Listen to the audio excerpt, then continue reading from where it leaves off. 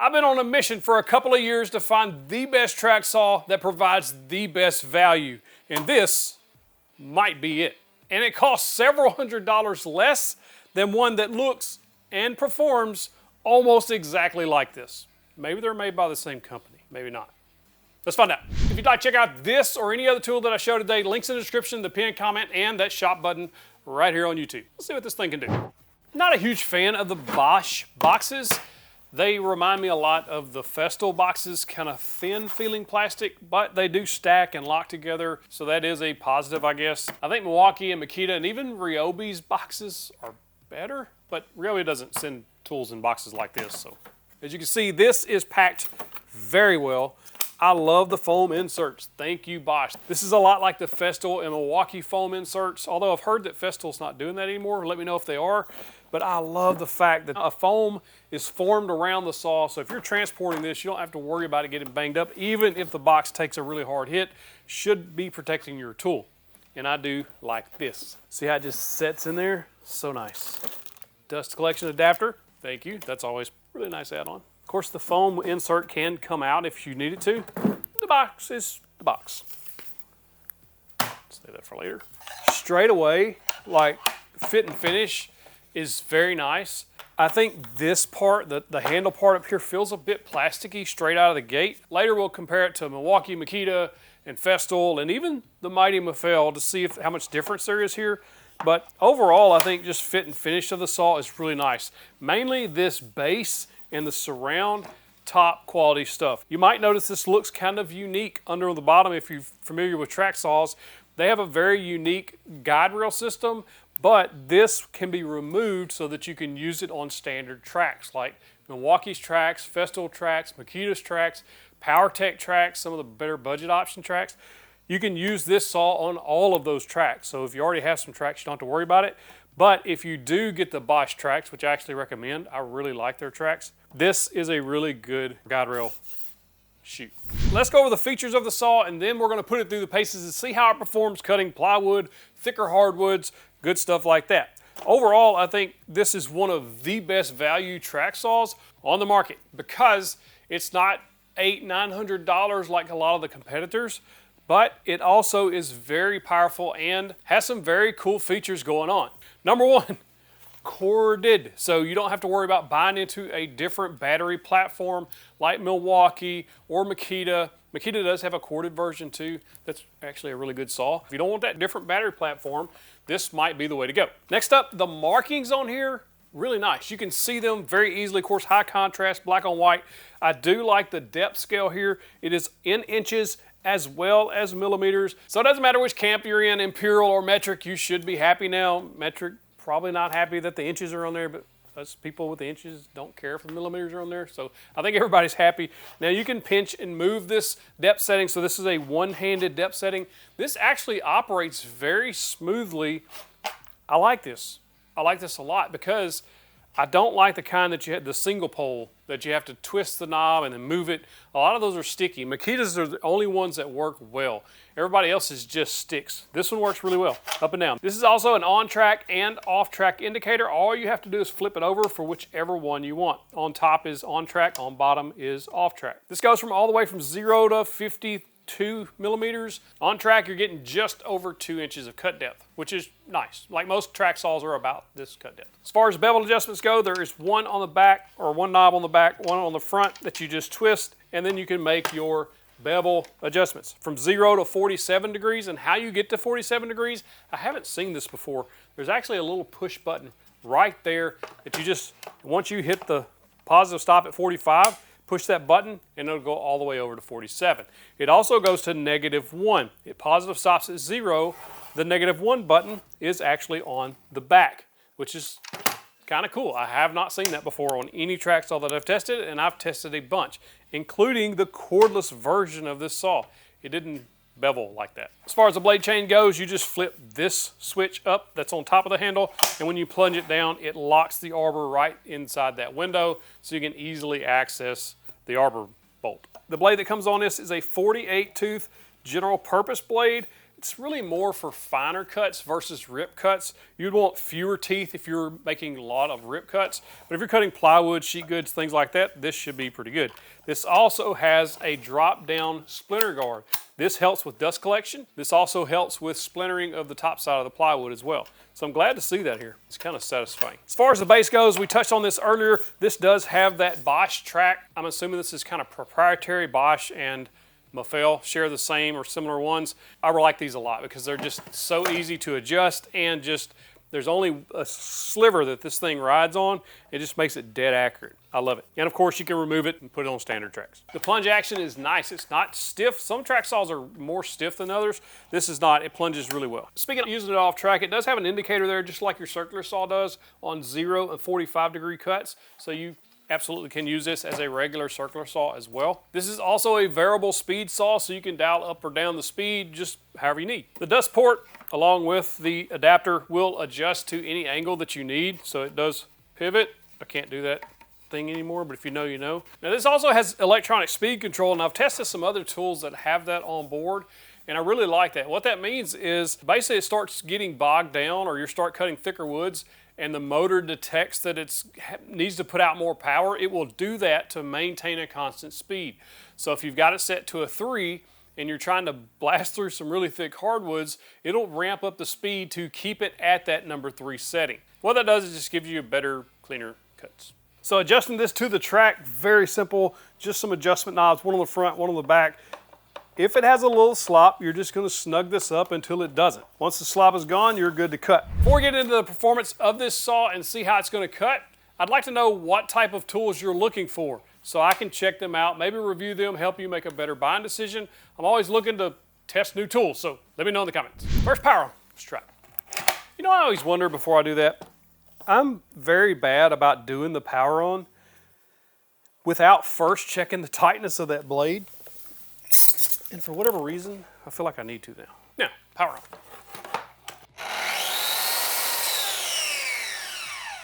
Soft start, I like that. It does come to a stop fairly quickly. I think it was the Triton or Grizzly, I don't remember. Chris, let us know. It just spun and spun and spun forever before it stopped. This one comes to a nice stop fairly quickly.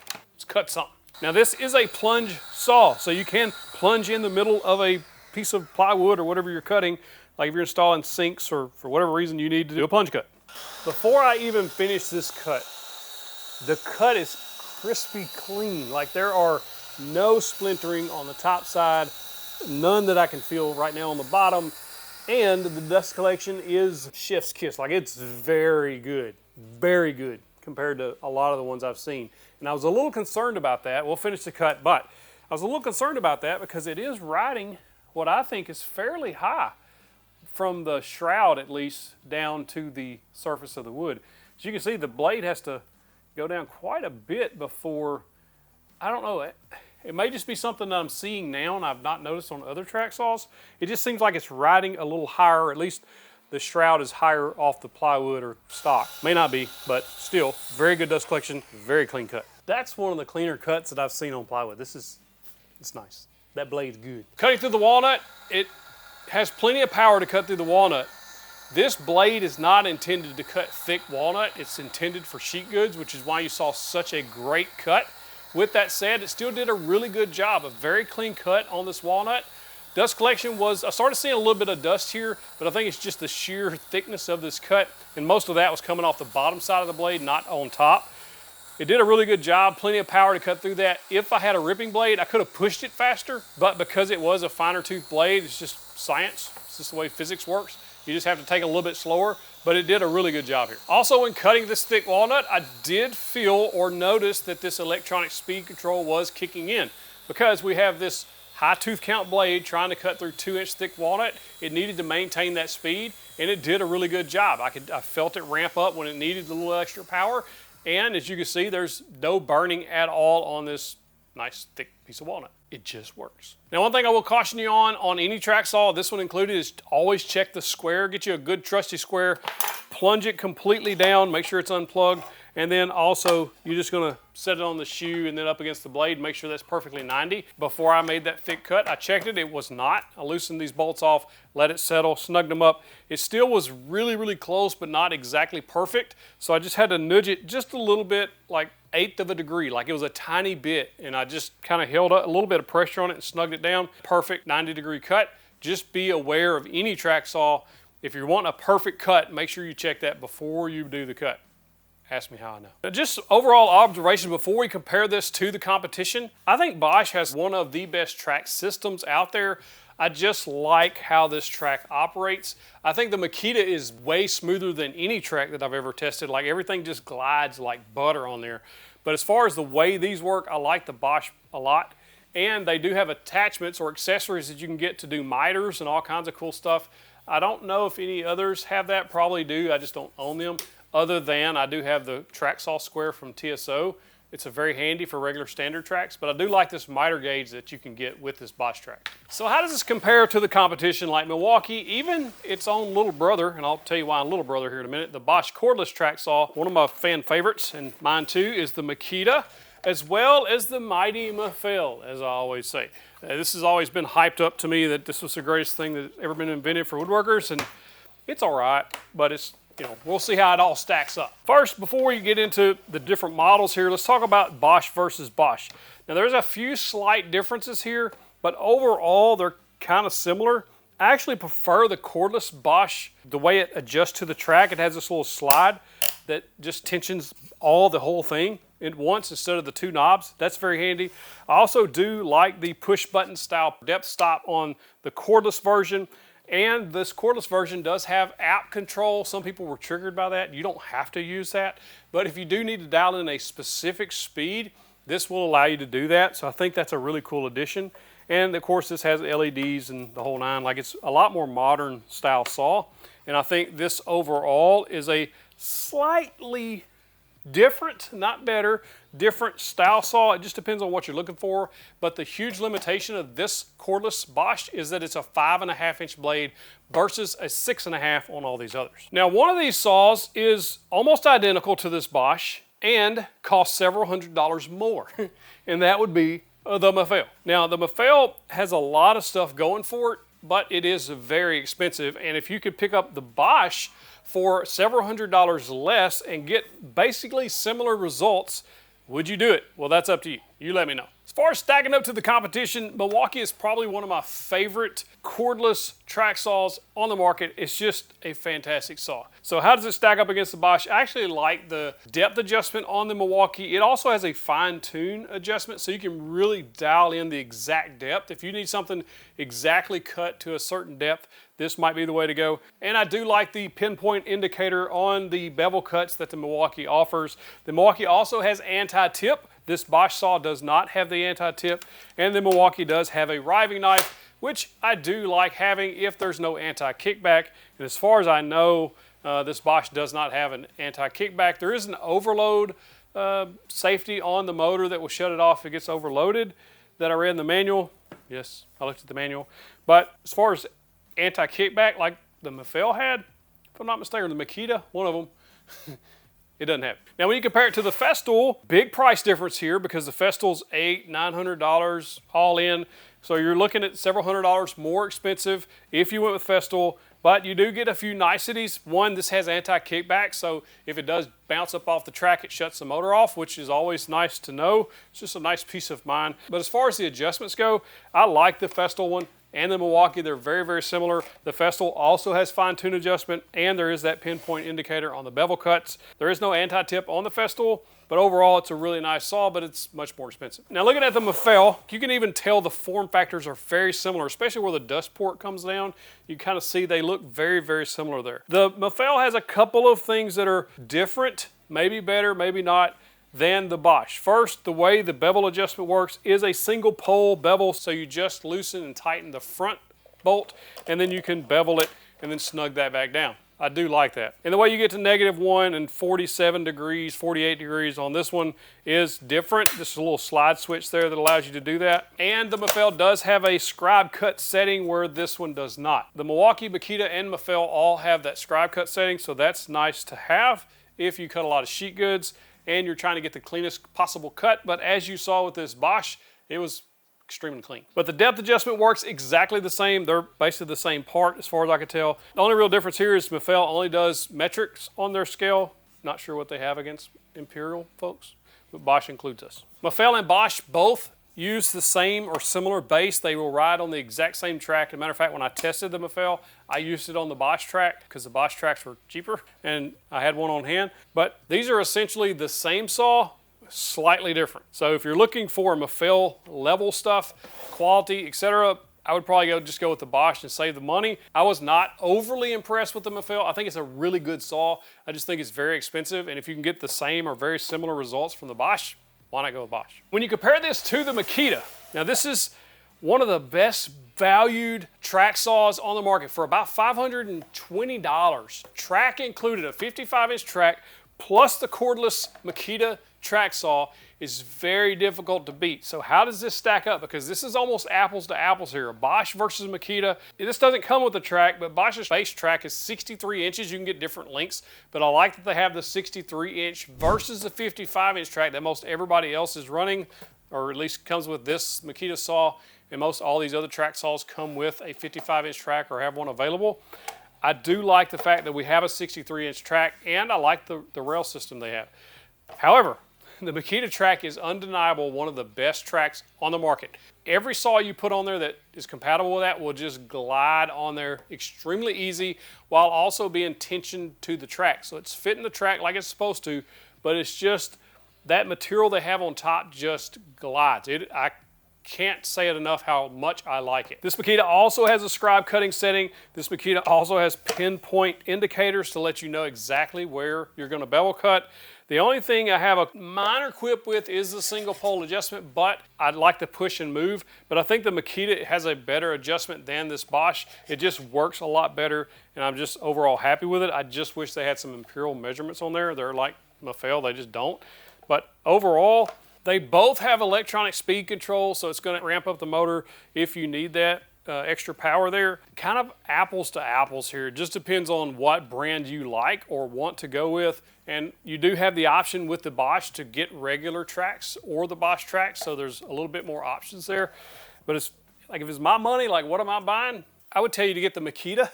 I know this is a Bosch Track Saw review, unless you just really like Bosch, or you can find it on sale. These go on sale all the time for well under $600. So these are very comparable in price most of the time, but this Makita also goes on sale sometimes, rarely, more rarely than this.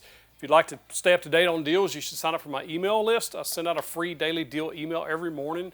So all you gotta do is click the first link in the description and the pinned comment to sign up for that. It's absolutely free. I just like to help you save some money.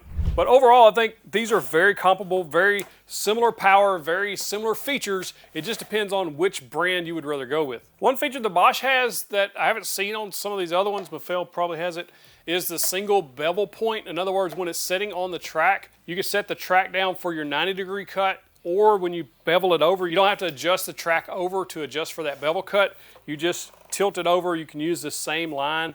So if you mark the line on your stock that you're going to cut a bevel cut, you set the track on that line. Then you can just tilt your saw to the degree you want and then lock it in, make the cut with the track in the exact same place you would do a 90 cut. So it's kind of a neat feature. Interestingly enough, the Makita has a 1-year warranty. The Bosch has a 3-year warranty. And from what I could gather, what I've seen online is Makita cordless tools have a 3-year warranty. This is a 1, according to what I saw. Let me know if I'm wrong. It would be a tough decision, honestly, if you don't own any track saws, you're not married to either one of these brands, which one would you go with, Makita or Bosch? I say that because I think these other ones are kind of priced outside of these two. The Milwaukee, the full kit, batteries, chargers, all that stuff, you're looking at $800, almost $900 with track and everything. The Bosch cordless track saw, very similar, $700 or $800. Mafell is like $800, no track. And then of course Festool's $800 or $900 all in with track, batteries, the whole nine. So these two are comparably priced. I think the Makita is a little bit better value with a track, with a 55-inch track, and get the whole combo kit for about $520. This comes in under $600 on sale with a track. If it's not on sale, you're looking at $650-ish with the track and everything. It's a hard decision. It just depends on which brand you would rather go with. 3-year warranty, 1-year warranty, does that matter? But as far as performance and features, they're so close. It's like choosing your favorite kid. Do you have a favorite kid? You should not. If tool storage matters to you, then the only decision here is the Milwaukee. It has the pack out, very robust plastic, very heavy duty latches, and that nice foam insert. Just, it's so nice, so nice. It's what got me into pack out. Otherwise, Festool is next because it does have the foam inserter. At least when I got mine, it did have the foam inserter, still does. I don't know if they still ship them with those. And then you have to think about the cordless Bosch Track Saw. Very nice foam insert too, but the plastic box isn't the greatest. Same as with this one.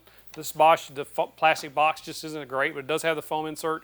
The Mafel, very similar or exactly like the Festool box, except the insert in this one's plastic, and then the Makita, very thin plastic, and then a plastic insert. Does that matter? It does to some. I like having a nice sturdy box with nice foam padding, but you may not. If you still don't know what track saw to buy, check that one out. 15 of the top track saws on the market, tested to find the best. Click in that box, get you the big old virtual fist bump.